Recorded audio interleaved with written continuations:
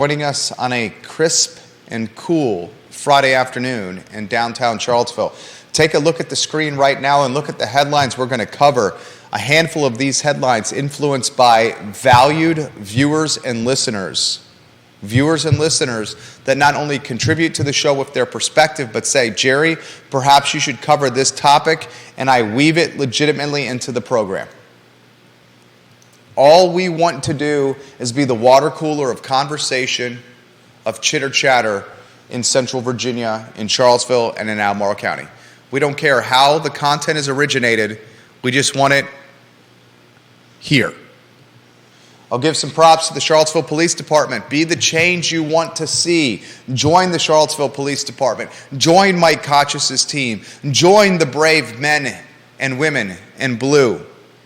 Open positions in the Charlottesville Police Department that need to be filled so this community can continue to remain safe and move forward. We champion the police in this community. We call them heroes.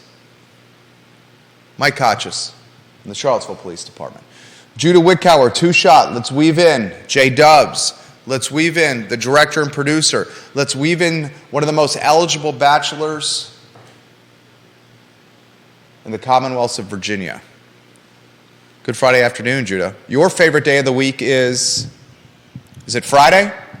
I'd probably have to say Saturday. Oh, your favorite day of the week is a non-work day? I understand that. What's your favorite day of the work week? Friday's probably got to hold that honor. My favorite day of the work week, you know what day that is for me? Monday. I love Mondays. I love to work. I love to grind. I love what we do here. The first lower third, let's put on screen. Zyanha Bryant, the Charlottesville activist.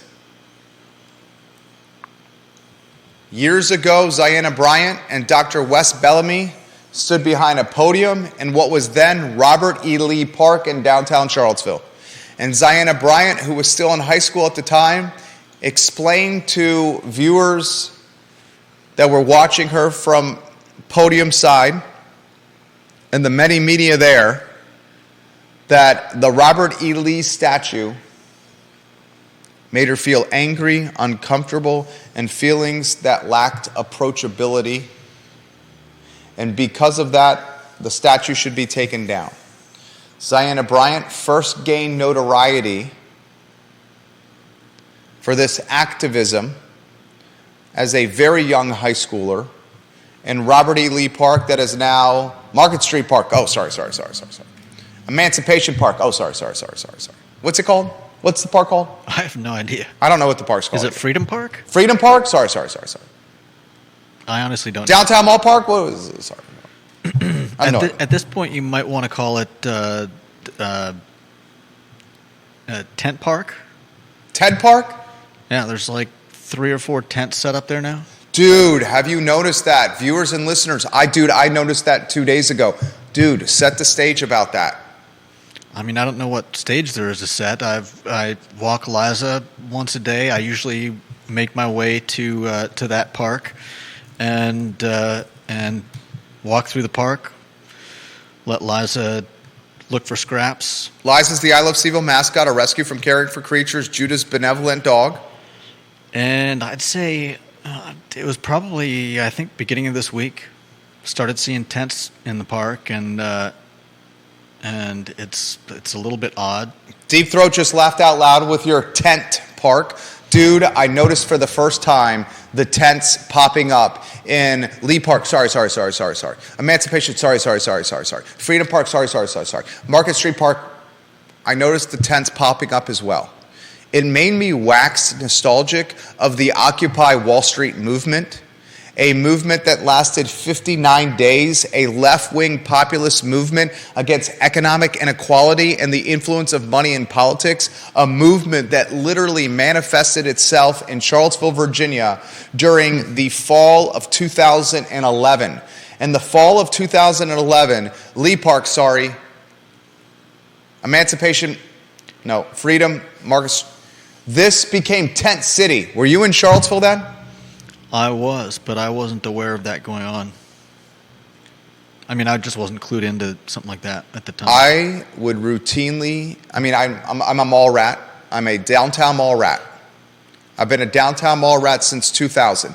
I've seen the mall evolved over 23 years of pounding the bricks with my shoe leather.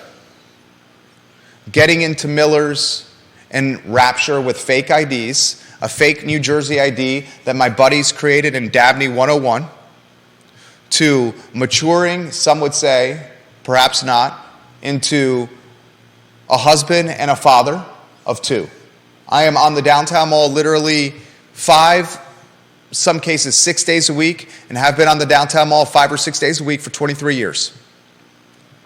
In 2011, Judah, I'm going to tell a story. I'm going to paint the picture of what the Occupy Wall Street movement did to the Tent Park. Let's call it Tent Park. Okay. That's Judah's nickname, Tent Park. It created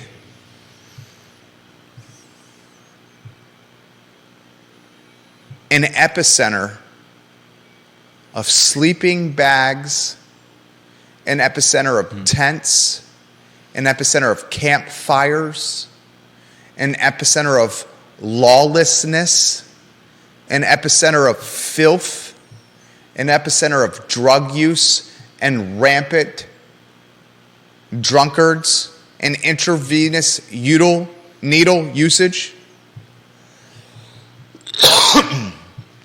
It created or festered sexual assaults and rapes. It created an ecosystem of the wild, wild west. The police left Tent Park alone because it was occupied by activists. The extent of the policing was whistles being handed out to those sleeping in Tent Park for a few weeks. Men and women were walking around naked in Tent Park. Men and women were not bathing in Tent Park. Men and women were getting blackout drunk and high on heroin and meth in Tent Park. This was during the Chief Tim Longo era. Longo and the officers had the perimeter protected, but within Tent Park, it was lawlessness.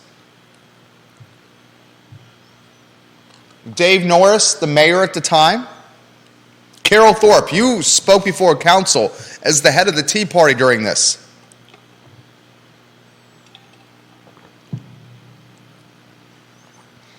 This was the Occupy Charlottesville movement, the Charlottesville branch of Occupy Wall Street.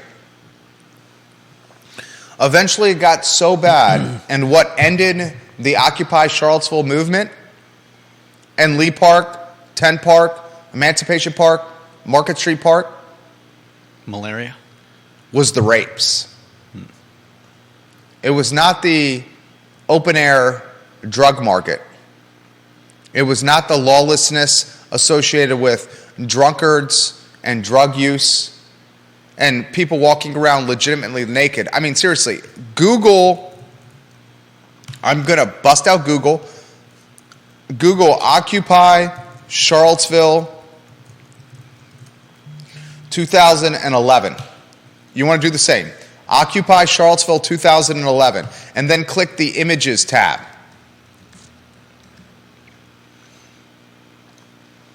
Tom Daly, the talented photographer, took a photo of a naked female. Occupy Charlottesville 2011. Naked. I'm doing it. And you will see what I'm talking about. Oh.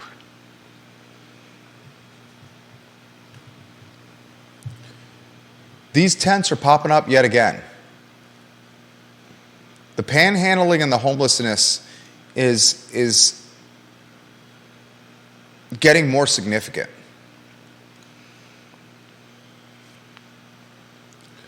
The folks that run the shelters, the overnight shelters, have said we don't have enough beds. They also indicated that the need for these beds gets more significant, the demand for the beds, as the weather gets colder. Yeah. Stands to reason. So you could probably expect more tents popping up over there. Staunton, Virginia, one of Staunton's most prized civil servants, John Blair, watching the program, addressed panhandling and the safety of its fine and fair city at a meeting last night. And they're considering signage on the roads, in the medians, discouraging panhandling and the contribution to panhandlers. So would the signs be for the motorists? Yes.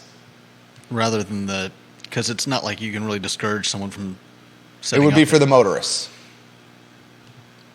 Please don't feed the bears. Exactly. Instead, give the money to charities. That's what Staunton's considering. I'll say it once and I'll say it again, and I catch a lot of heat from the keyboard warriors that hide behind meme account anonymity. The keyboard warriors that instead of voicing their opinion with their name next to it, they hide behind the anonymity of phony Instagram accounts. The Christopher Siemens of the world.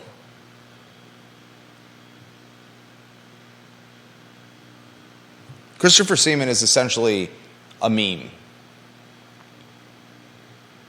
By creating a fake URL, by taking someone's name and turning it into a URL, and creating nastiness online about someone running for a political position, he's one man's opinion become a caricature.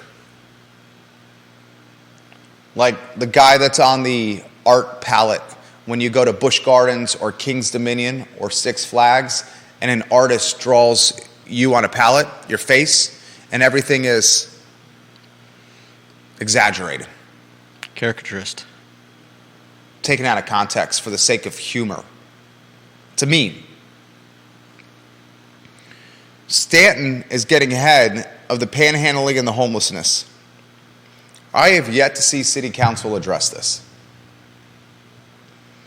And that should concern all of us. City Council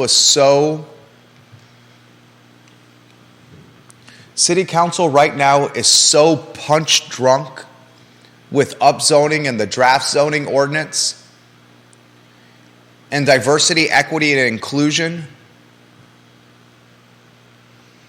and affordable housing that City Council cannot see through a clear lens that the true issues it has in front of its city are a lack of fiscal responsibility with taxpayer dollars, an inability to manage the homeless and panhandling population correctly, and a lack of being in touch with small business owners and their needs, the same small business owners who create the ecosystem of incremental jobs and the taxpayer money that goes to making the city run. They would rather pursue government window dressing instead of actuality, policies, and decision makings that keeps the city heading in the right direction. As soon as a few of these tents pop up and Tent Park, Market Street Park, Lee Park, Emancipation Park, Freedom Park, council should see them and say, no, that's a no-go. You know how you prevent that from happening? Yeah. How about a curfew for the park? How about we empower our heroes, the men and women in blue, the Charlottesville Police Department, by allowing them to police the park with a curfew as their leverage. No one in the park after midnight. We saw that curfew during the Robert E. Lee statue removal and the politicking and campaigning and activism following or during its removal. There was a curfew put on during the park. There were cameras put up during the park that tracked and held people accountable for graffitiing the statues. As soon as those tents started showing themselves in Lee Park, Freedom Park, Emancipation Park, Market Street Park, Tent Park, the same procedure should have been put into place. And that's called leadership. It's called leadership. Being a leader is not all about popularity. Being a leader is about doing what's right for the populace in totality and not doing what is right for 82 people on Twitter. And speaking of Twitter, Zyanha Bryant and this Dove partnership, Judah, is the partnership imploding? I would say probably. If not at the very least, possibly. I mean, they're definitely regretting their decision. Is this Bud Light? Bud Light 2.0. Is this Bud Light 2.0? You want to set the stage of what Bud Light did? Not really, but they hired a questionable personage as their spokesperson, and why do you use the word questionable? Because looking at their demographic, there it is. I'm not sure why they thought that was a well-considered decision. Who's Bud Light's demographic, Judah? I mean, I have less information on that than somebody. Oh, come on, dude. Make a statement. You want me to say NASCAR fans? Bud Light's demographic is men aged 18 to 40. Okay. I'm not sure if I agree with that, but... Bud Light's demographic... What do you mean? Do I have to agree with you, Jerry? Bud Light demographic. Let's do a Google. We're going to go to this brand profile. Bud Light's demographic is males 21 to 42. I just said they were males 18 to 40. Jerry got it right. Okay. And what did Bud Light do wrong when their demographic is this demo? You work for a marketing, branding, and advertising agency. What did, from a branding, advertising, and marketing standpoint, did Bud Light do wrong? They chose someone as their spokesperson that essentially divided their market and turned half of them against them. Bud Light, and this is not about a stance on transgender. Bud Light chose a brand ambassador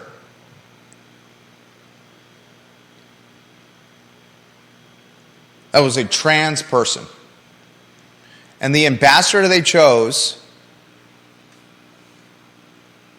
had tremendous collateral damage on Bud Light's market share. And now Bud Light, amongst its key demographic, males, anyone can Google this, 21 to 42, their key customers feel alienated. And it cost the company money. Did Dove Beauty pull Bud Light 2.0 by asking Charlottesville activist Zyanha Bryant to be its ambassador of a fat liberation campaign? Judah, your thoughts? Definitely, especially after getting the attention of ex-owner Elon Musk. I mean, clearly they've made a poor decision here. And I have no doubt it's going to bite them you-know-where. So you're saying Musk is the arbitrator of good or poor decisions? No. I didn't say that. But the fact that he is remarking on it, he's certainly got a bigger viewership, listenership than anyone else who's going to comment on this. No doubt. Certainly larger than Dove's. Zyanha Bryant is an influencer, an ambassador, or an evangelist for Dove. Since that partnership was announced within the last 48 hours, the national and global media has responded with a vengeance. Put the second lower third on. Carole Thorpe. On screen, please. Carole Thorpe is a valued viewer and listener of this program. In fact, we have nicknamed Carole Thorpe the Queen of Jack Jewett because she lives in the Jack Jewett district and she routinely comments on the program. The Queen of Jack Jewett on Twitter. You find the Queen of Jack Jewett with the... In fact, I might have it right here. Carole Thorpe on Twitter yesterday put this on Twitter, the app known as X. After hearing that Dove Beauty chose Zyanha Bryant, who ruined Morgan Benninger's life, for their fat acceptance ambassador, this lifelong large lady and now former Dove customer tossed out the last 3 bars of Dove products she will ever buy. I have written to Unilever, the parent company, as well. And she shows a picture of 3 Dove bars in the trash can next to a couple of red Solo cups and what appears to be a can of Dr. Pepper.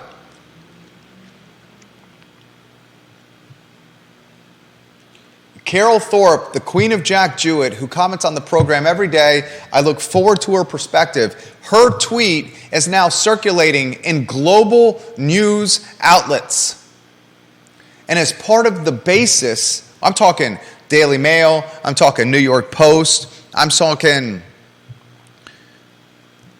USA Today. And now Dove finds itself in the crossfire.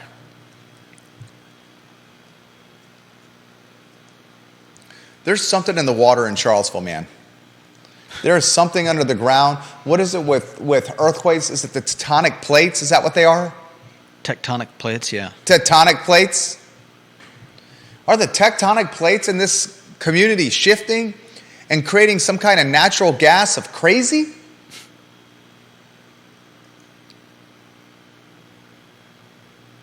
Could be. Tent city, government officials more focused on zoning, upzoning, the DEI instead of actual key performance indicators like supporting small business owners, keeping taxes in check, getting school buses to people's houses on time and home on time. How about the stat, if you want to put this lower third up? Charlottesville schools are losing teachers quickly. How about this statistic for you, ladies and gentlemen? Google it. You'll find it yourself. The Virginia Joint Legislative Audit and Review Commission, JLARC, the acronym,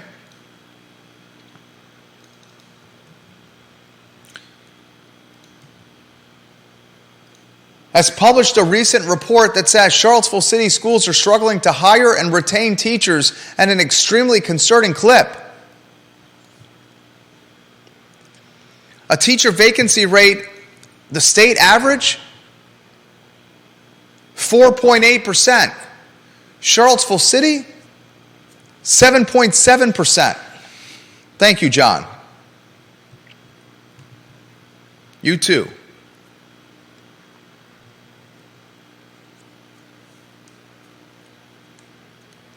The state average is 4.8%. Yet in Charlottesville City, the vacancy rate is 7.7%. Hold on. 4.8 vacancy, 7.7 for Charlottesville City. Now, there are a number of factors that influence that vacancy rate. Cost of living. Definitely. Compensation. How they are treated by students and parents. Quality of life. Support from leadership and administrators. All these are factors. But here we have what is arguably many media outlets call the best place to live in the world, Certainly the best place to live in America. How many outlets have called Charlottesville the best place to live in America? How many outlets have said this is one of the top 5 places to retire in the country? I mean, the list is so long, it's like a good child's Christmas list. Is there such a thing as a self-defeating prophecy? This is what Judah means by self-defeating prophecy. We get all the attention from these media outlets for all the awesome stuff in this community, all the reasons we live here, restaurants, music, downtown mall, breweries, wineries, hiking trails, jobs, technology, data science, ACC sports, shopping, outdoors, history. And we tout them. And we do such a good job of touting them that the media picks it up. And the media picks it up and writes stories about them, which then drives what?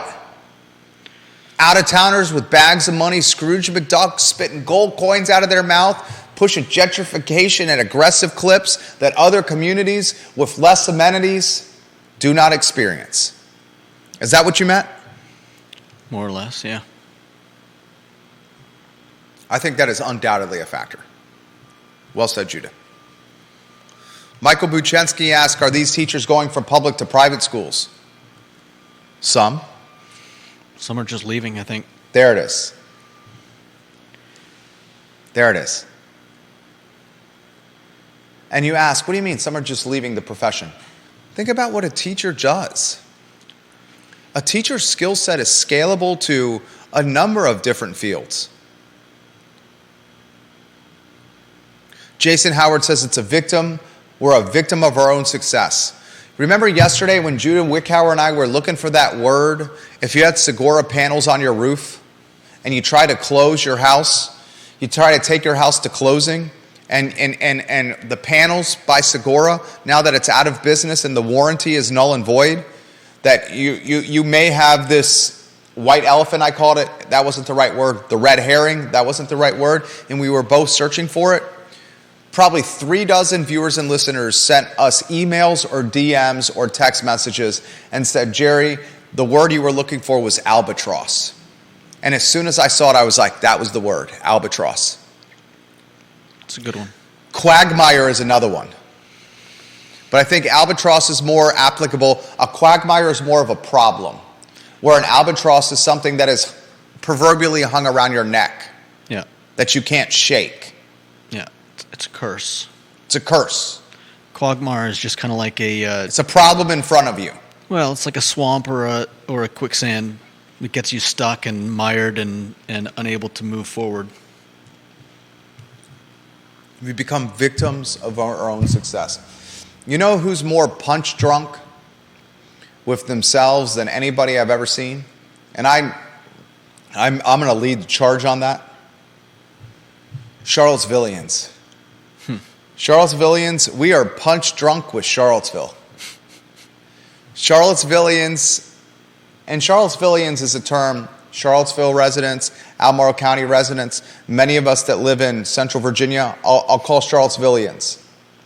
We are so punch drunk with ourselves. And we love to champion Charlottesville City as being world class. Good Lord, it's on the buses. It's on the transportation buses. It literally says world class city on it.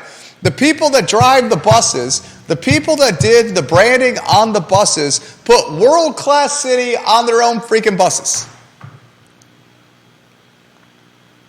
Who's more punch drunk with Charlottesville than Charlottesvillians themselves? And I lead that charge. Victims of our own success. And that success is creating gentrification at massive and significant clips. That success is creating an epicenter of hedge funds and family offices with obscene amount of money in this town. I was out and about this morning. My wife and I, we went to the Bradbury. I got to work at 7:35 this morning, Judah. And my wife, after dropping our oldest off at school, stopped by work and we met for a little husband and wife time. Of course, our youngest, our nine and a half, how old is he? Nearly 10-month-old, was on her chest. My wife is a superstar. She's got the baby carrier. You've seen the baby carrier where you could wear your kid on your chest. It's a modern-day papoose. What do you call that now? Come again? Papoose. It's a papoose? Yeah. Like a caboose? Not even slightly. What's a papoose? I've never heard that word in my life. I'd say it's the precursor to what you're talking about. It was basically like a kangaroo pouch? A little bit. I think it was... A papoose? How do you spell that? I would guess it was P-A-P-O-O-S-E. P-A-P-O-O-S-E. Ooh, papoose. I have never heard that word in my life. Papoose. Not the rapper. The rapper? Known professionally as Papoose, is an American rapper well known for his freestyle and prolific mixtapes. My wife was not wearing Papoose the rapper on her chest. Look up, add baby carrier after Papoose. Oh, okay. Sorry. It's not this gentleman with the gold chain in this picture, right? A papoose is an indigenous baby or young child of North America. It's not an indigenous child. That's what it says on dictionary.com. Dictionary.com, papoose, P-A-P-O-O-S-E. It's a noun. And in fact, it says this word is offensive. I've never heard this word in my life. It says this word is offensive. Offensive? Are you teaching the viewers and listeners of this fine and fair talk show an offensive word? What did you look up? What you told me. I went to Merriam-Webster.com and I typed in P-A-P-O-O-S-E. Oh, I just Googled it. The British word is a baby carrier that usually consists of a cloth pouch, wrap, or sling worn around the torso. I think that's probably what you meant. I think that probably is what I meant. Okay, all right, thank you. We had some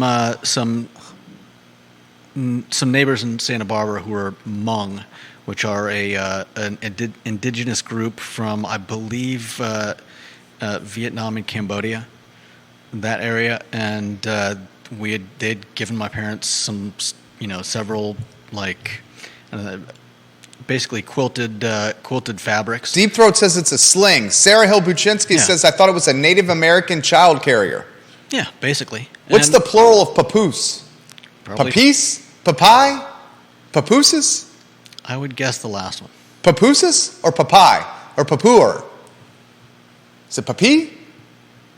I think if you just keep guessing, you'll eventually go completely off the rails. She's wearing the baby carrier on her chest. We go to the Bradbury, which was the old Prime 109 steakhouse. They have Spud Nut donuts that are as good as the original Spud Nuts. That is now the quality pie. She gets a latte. I get an iced coffee. And we're enjoying some husband and wife time with our 10-month-old and a papoose. And we get stopped randomly by my mentor. Probably talking about a 9-figure net worth. You know Bill. He was in here a couple weeks ago, right? We helped him with a project. We then see one of my buddies with one of the family offices around here, a colleague with one of the hedge funds around here, a developer on a yellow scooter without a helmet with his white locks and his Santa Claus beard blowing in the wind as he jettisons down Market Street on a moped. Okay. Within a 5-minute period of time, my wife and I, she enjoying a latte, me enjoying an iced coffee, and our 10-month-old nearly in a papoose, we come across 5, I'm going to do a very realistic and conservative number here. It's called 100, 25, 350, I'd say 2.2 billion within 5 minutes. 2.2 billion totality, the encounters we had within 5 minutes. 2.2 billion what? Net worth. Oh, gotcha. The people encountered within 5 minutes of coming out of the Bradbury. Okay. How many cities in America can say that?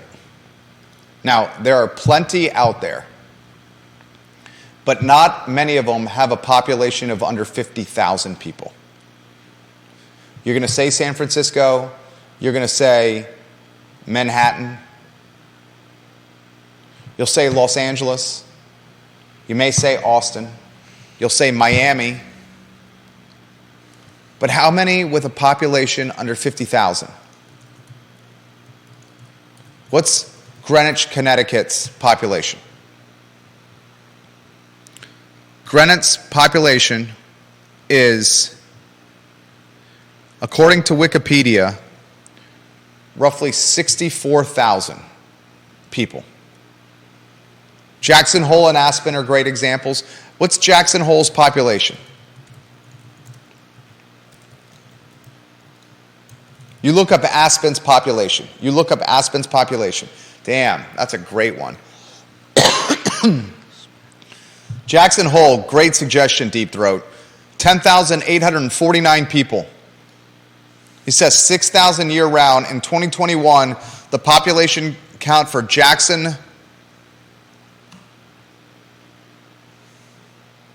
Wyoming was 10,849. What's Aspen? You got that one?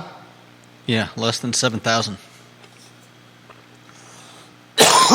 There you go. But Deep Throat, I'll push back on that. And you know this better than I do. Is the year-round population the wealthy? Because I think it's the visitors that are the wealthy. Aspen, the year-round population, is not the wealthy, it's the visitors. Southampton, New York. I mean, not the visitors. Did I invert it? Aspen, it's the visitors that are wealthy, not the year-round. Yeah. It's the ski instructors and the hairdressers and the people who do the nails. My point is Charlottesville City. These are year-round residents. That's my point. Mm-hmm. These are Charlottesville City. Take Southampton, New York. The Hamptons. Southampton, during the season, looks very different during the off-season. My favorite time to visit Southampton is the off-season. Because there's no Cityites. That's what they're called. Cityites. Manhattanites. Yeah. Everybody's got names for stuff like that. In Portland, Maine, we called people from Massachusetts massholes. Massholes. Yeah. That was not a profanity to my missus right there. You used an M. Massholes. That was not a profanity. Deep Throat does say that in Jackson Hole, the service workers do not live in Jackson Hole, nor do they live in Aspen for the most part. Yeah, that's probably true. Viewers and listeners, I'm going to get to your comments here. Probably because it's gone farther than Charlottesville has, and it's no longer affordable for anyone but the richest. What's that?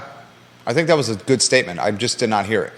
I was saying that's as he was saying, it's probably not the service people that actually live there year-round, and that's because I think that a lot of those places have gone beyond where Charlottesville is and are now no longer affordable for any but the richest. Here's the problem that's happening. And this was a comment made in Real Talk with Keith Smith by an elected official who asked not to be named. This elected official said, Albemarle County and Charlottesville City are going in two very different directions. Charlottesville City is trying to create density through policy change, specifically upzoning. Where Albemarle County, at the last Board of Supervisors meeting, it was very clear that the supervisors are not going to expand the 5% development area. So Albemarle County will be constrained where housing can go to 5% of all of Albemarle County. Let me get Albemarle County, Virginia landmass. See how many acres we got. 726 square miles. Local government is trying to constrain development in Albemarle County to 5%, to the urban ring right around Charlottesville City.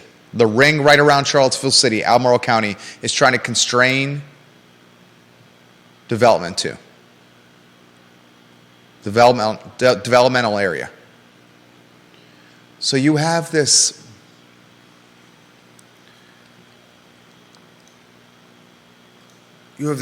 friction occurring between government. And this friction that's occurring between government is making real estate bonkers.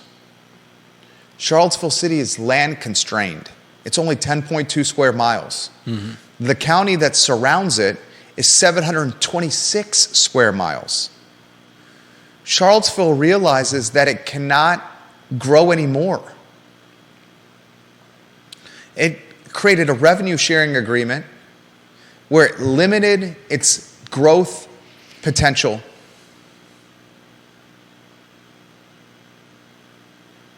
It is what it is, in the words of AlbCo, 10.2 square miles.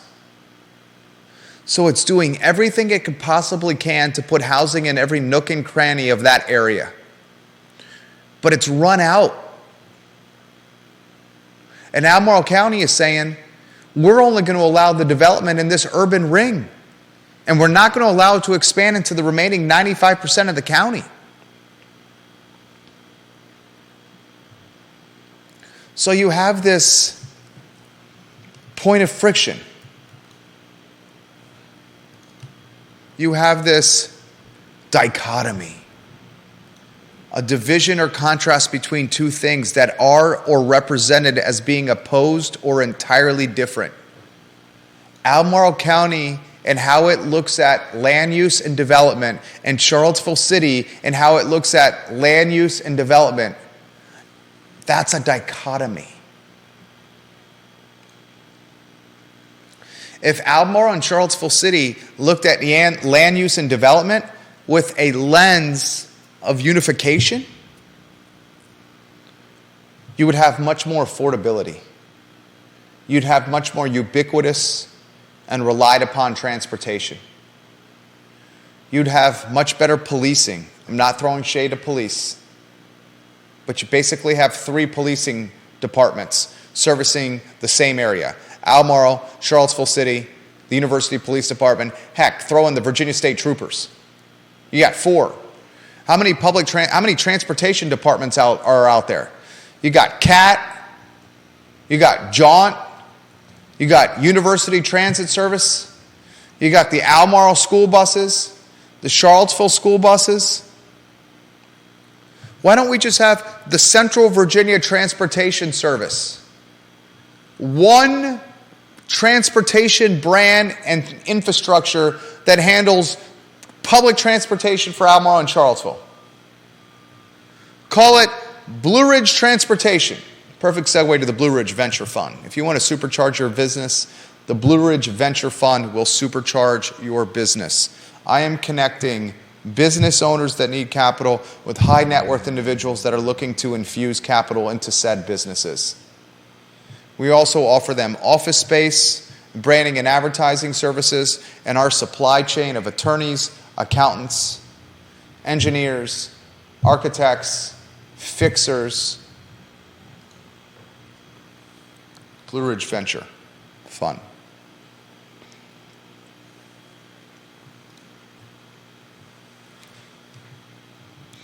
We are victims of our own success, and where we will see the success really erode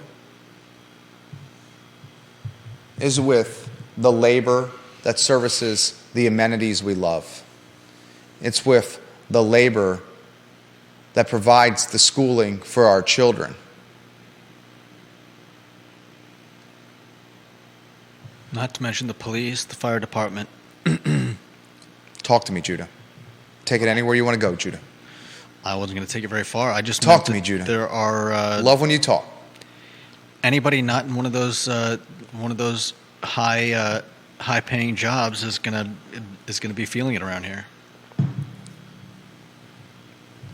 Charlottesville has become the scion, the offspring, the baby, the child of Aspen fornicating with Austin, fornicating with Greenwich, Connecticut. Greenwich, Connecticut, Austin, Texas, and Aspen had a menage a trois. And they forgot the raincoat. And out came Charlottesville 9 months later. Wow. How's that for a metaphor? How's that for a mental image? I think it still falls into what I promised my wife of PG-13. I think that's still PG-13. You don't think that's PG-13? Mom, I promised her PG-13. Why are they wearing raincoats? What? Mom, why are they not wearing raincoats? Any mom that's streaming this in her vehicle I'm joking. Can figure out how to change raincoat. What does Jerry mean by, what does Mr. Miller mean by menage a trois and raincoats? Well, son, there's going to be a significant storm on the horizon. Sometimes in life, the weather gets severe and you need to wear protection for your clothes. There you go, folks. So your future is not impacted. Speaking truth to power. I think that was still PG-13.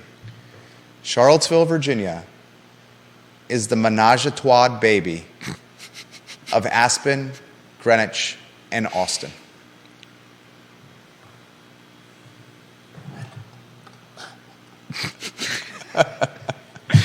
I mean, wow. I think that's...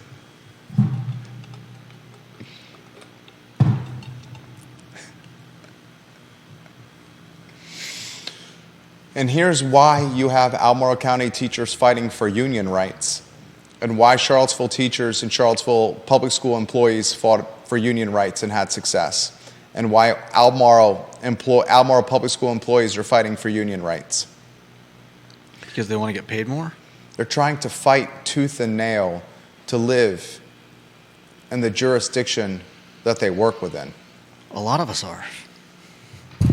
But it would be nice if you worked in an industry that had that type of had unions, right?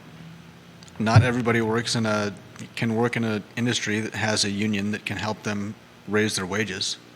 I mean, technically, Virginia is a right-to-work state. If the teachers want to, they can become the Mr. Bill Mooncatchy and go out on their own. And Bill Mooncatchy, yeah, to be fair, anyone can, is now charging $1.25. Well, will eventually charge $1.25 an hour to work one-on-one with one student. Anyone can go out on their own and make more money, but take on a lot more risk. I went out on my own. I was 27 years old, making heavy six figures, working 70 hours a week for the Daily Progress, ESPN Radio, NBC 29, and freelancing for any outlet that was sending a sports team to UVA. Any college or university sending a sports team to UVA. Deep six figures. And I gave all that up to start a company, and I didn't have a client for 6 months. Legitimately, Judah. Mm-hmm. We still on a two-shot? I believe so. I want you to hear me out.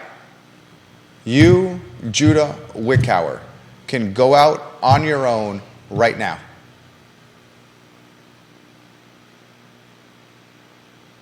And the risk you have is what happened to me of having zero revenue for 6 months. I took my life savings to start the business and then watch what I thought would be a successful company after putting my life savings on the line, and nothing materialized for 6 months. I had to take I lived in a 3-bedroom, 2-bath condo at the time that's now a rental, and had to rent the 2 rooms just to not lose the house and default on the mortgage. It was that bad. Mm-hmm. Stealing money from the Panna Garden, stealing food from the Panna Garden buffet, scraping food off my plate into Ziploc bags, or only eating a double cheeseburger for the entire day, $1.03 for McDonald's at the time from the dollar menu. When my friends weren't looking, lifting up the sofa cushions to find change in their sofas at their houses. If anyone thinks entrepreneurship is sexy and entrepreneurship is lucrative, it can be, eventually. Out of the gates, come on. You want it to be sexy out of the gates? Lucrative out of the gates? Buy a competitor and take their membership roles and make sure they're part of your business from day one.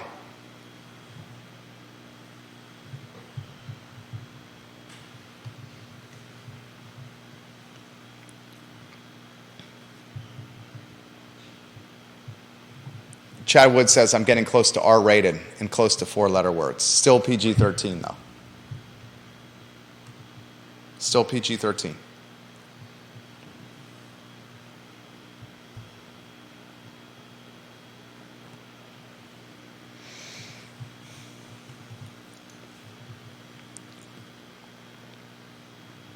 We got a Virginia football team that's not helping out. Those small business owners that have just started their operations, that are looking for a cash infusion with home football games. You got a Virginia football team that's 0-2. Tonight, they play Maryland on Fox Sports 1. The Terrapins are 15-point favorites. The game is in College Park. The over-under's at 47.5. If UVA football gets blown out by the Terrapins on national TV after getting blown out by Nashville, by the Tennessee Volunteers in Nashville on national TV, after losing a nail-biter to JMU on national TV, Tony Elliott's hot seat will be roasting. Roasting.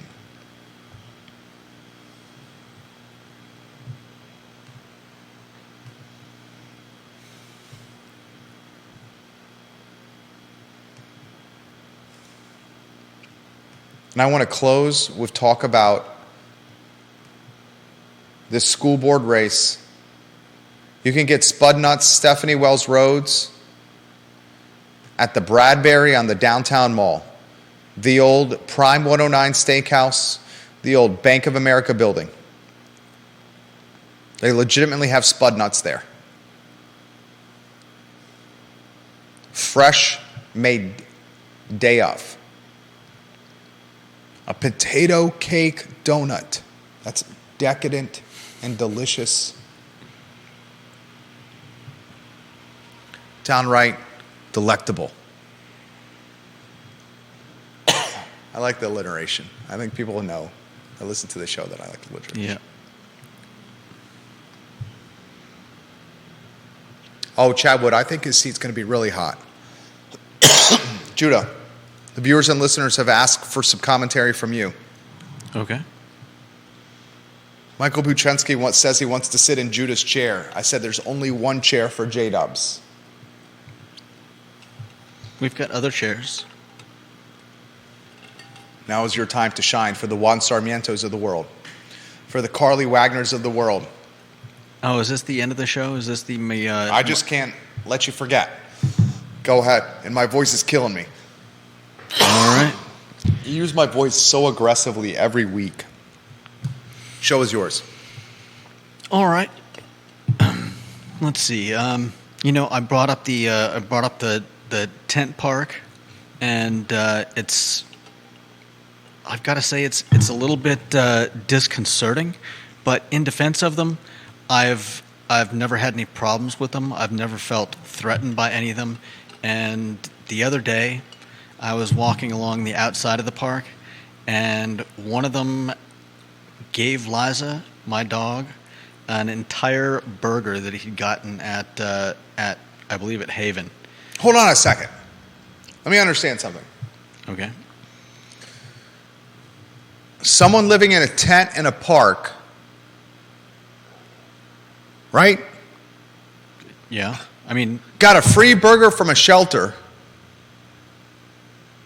And instead of eating the burger, he gave the burger to your dog.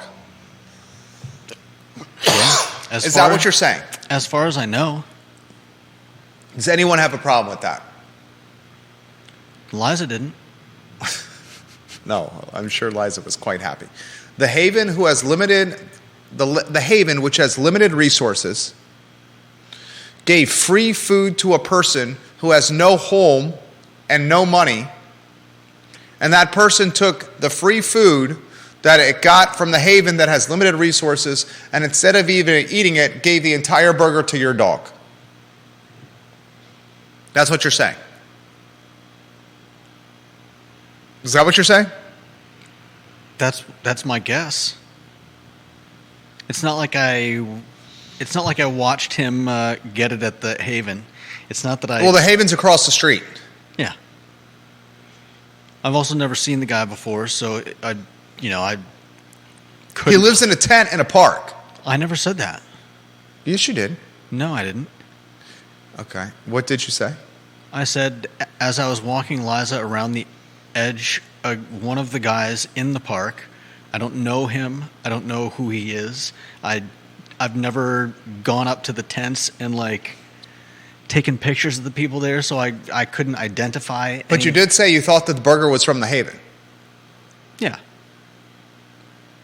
And he took limited resources from a shelter and gave those limited resources to your dog.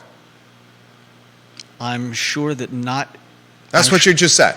Yeah, and I'm Okay. sure that not everybody that gets food at the Haven eats every last bite of it. Well, you said it was an entire burger. Yeah, So he gave the entire burger. right.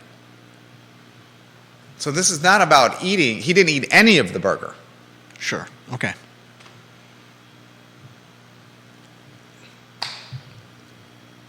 There you go, ladies and gentlemen. Yep, there you go. Okay, keep going. No, I'm done.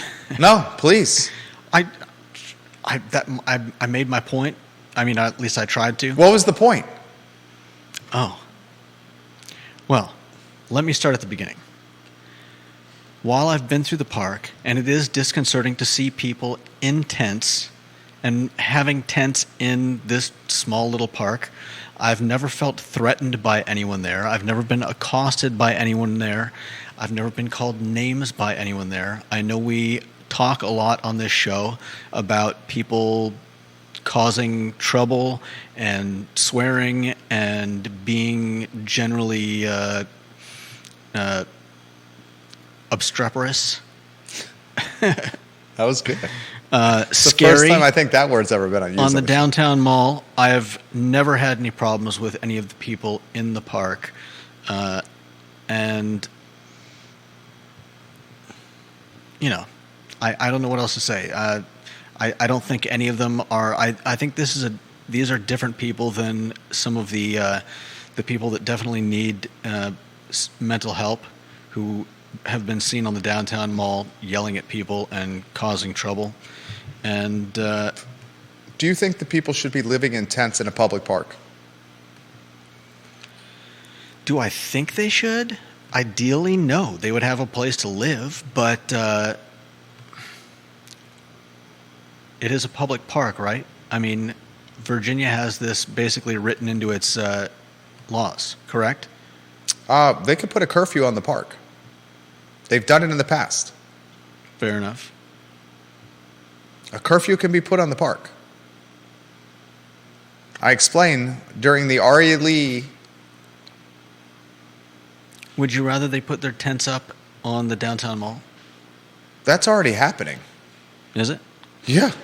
I've never seen a tent on the downtown mall. But Oh, then I'm not usually walking around the downtown mall at night. You should get to work when I get to work at times at 6 a.m. Okay. It's not going to happen, but I'll... Well, I know it's not. Judah arrives to work Monday through Friday at 9:30 a.m. His hours are 9:30 a.m. to 6:30 p.m. That's by his choice. I'd like to start the workday at 9 a.m. Would you like to do 9:30 or 9 a.m. start? I don't know. What's your preference? I mean, we don't have to talk about it on air. We've slowly migrated. I would like to start at later. 8:30. I get here between 6 and 7. Sometimes 7:30. Our kids wake us up at 6, 8, all hours of the day. We do 9:30 because you like mornings aren't your cup of tea. Not a morning person. You've told me that. So we adapted the hours. I would encourage any of the viewers and listeners watching this program, if you want to see the downtown mall like you've never seen it before, check out the downtown mall after the bars close and up until 6 a.m. You will see the downtown mall like you've never seen it before. I would say that's between 2:30 a.m. and 6 a.m. And you will see the mall like you've never seen before. There's many a tent on the downtown mall. There are tents in the overhangs of buildings on the downtown mall. The entryway to restaurants on the downtown mall. Cardboard box houses on the downtown mall. It's already happening here. So would I rather it be in the park or the downtown mall? Are those my only options? I don't know. Vanessa Parkhill, people should not be living in tents in a public park. It is a park. It is not a campground. That's fair. Carly Wagner, I've provided and served food at the Haven before. Food is abundant. And the mission of the Haven and those volunteering would totally endorse someone gifting their food. It may have been that person got far more fulfillment seeing the dog eat the burger than eating the burger himself. That was my take as well. Thank you. Grayson, I have seen the downtown mall. I go running before I leave for work, often in the 5:30 range on the downtown mall. Jerry is right. It's a completely different downtown mall. Kelsey, people should not be living in a public park. This is not an RV or campground. Jennifer, people should not be living in a public park.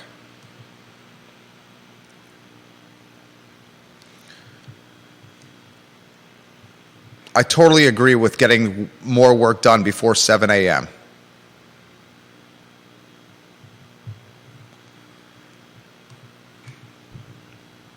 Lonnie Murray, the tricky thing about housing affordability, and perhaps the elephant in the room, is that everyone wants everyone else's home to be affordable, but when you sell yours, then you do not want it to be affordable. You would rather get way more than what it's worth so you get paid. I also want to emphasize this. Just because someone doesn't want an apartment complex next to their house doesn't make that person a bad person.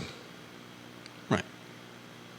If someone owns a home and they don't want an apartment building down the street from them, they are not a bad person, nor should they be made to feel bad.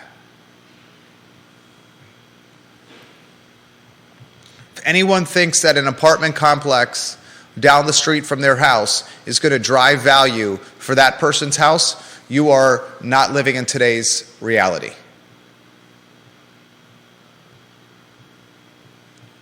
Undoubtedly, it will impact the values of homes, having an apartment complex on your street, around the corner, next to, or down the block.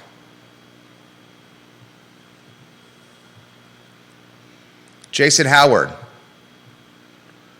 pupusas are delicious Salvadorian cuisine. They are. Thank you now. I am very hungry. Yeah.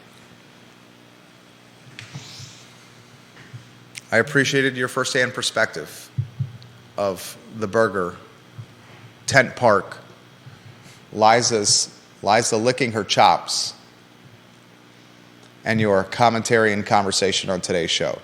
I thought you did a fabulous, fabulous job. Ginny Who, I was a Bud Light drinker for 28 years. I have not had a Bud Light, nor have I purchased a Bud Light since the first weekend in April, and that's because they doubled down and insulted their base, and I drank it for 28 years. Ginny Who, I think we should call it the park formerly known as Lee. Does it get a symbol? That's a nod to Prince, isn't it? I think so. That's hilarious. That's clever. Warrior AG. Most county and city parks are closed from sundown to sunup and have signage stating as much. Warrior AG, thank you for that comment. Warrior AG, the city of Waynesboro already has these signs in place, and for the love of Charlottesville JM, don't give them credit by calling them keyboard warriors. They are more like keyboard punks and should be addressed as such, please. He's talking about the folks that like to post anonymously on social media. Instead of giving their commentary next to their name on their actual accounts, they create phony accounts to try to smear people. The dregs, or we call them the Siemens. Johnny Ornalis, a service tech from Fitch, just told me he was having lunch at the Guadalajara downtown and they saw a guy take a poop in plain view. That guy said lunch was done immediately after seeing the homeless man take a poop in plain view of a packed Guadalajara dining patio. No doubt. And that, ladies and gentlemen, is an absolute travesty. Johnny Ornalis, thank you for sharing that. The travesty is not your comment. The travesty instead is the fact that we live in a world-class city where people are defecating in front of a packed lunchtime downtown patio. We also live in a world-class city where there's not really anywhere to go to the bathroom. I'm not sure what you mean by that. That's pretty self-explanatory. There's a public bathroom in York Place on the downtown mall. How many people know about that, though? The city released a statement about it. Okay. How I was raised, you don't poop on the side of the street. Were you raised differently than that? I don't remember that specific lesson, but I was growing up. I knew that wasn't really the thing that you did. My mom and dad said, sons, don't poop in public. Poop in toilets. They had to teach you guys that. Most parents teach their children to poop in toilets. It's how they transition from diapers. It's called potty training.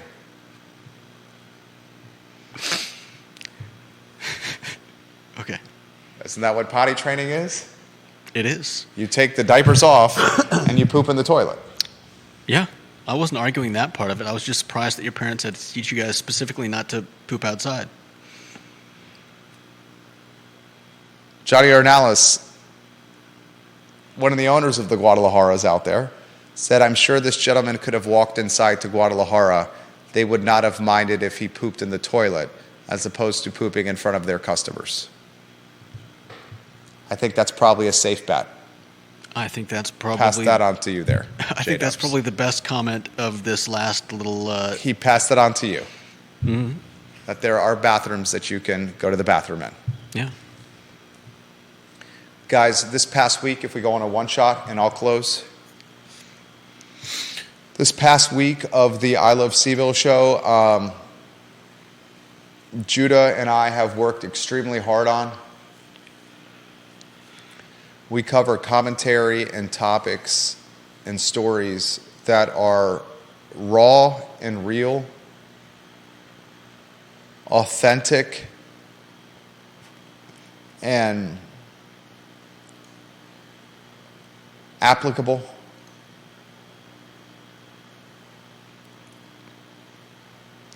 And there's one common denominator with covering all of this, is it's through a lens of honesty and authenticity. I sleep very well at night because when I get to work at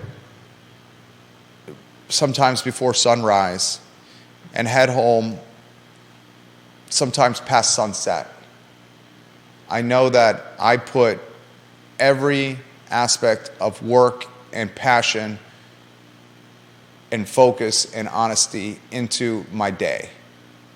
I tell my son, a kindergartner, every night before bed, I love you, I'm proud of you, make good decisions, and be the best version of yourself. And I try to go about those 4 tenets or that mantra myself.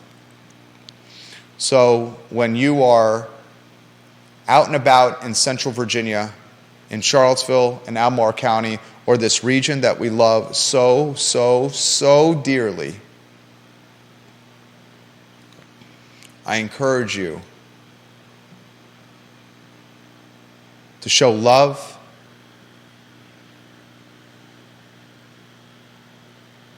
to make your family proud,